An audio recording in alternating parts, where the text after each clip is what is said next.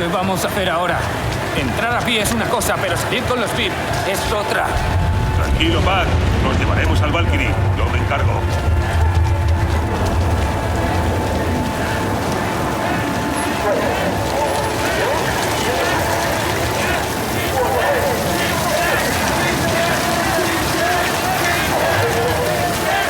Desde ahí arriba podremos ver qué hay más adelante.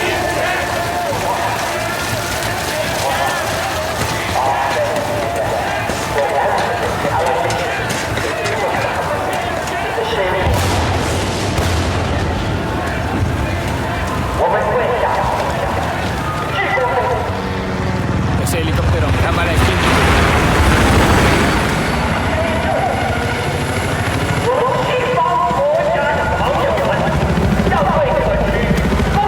Mierda. ¿Qué leches?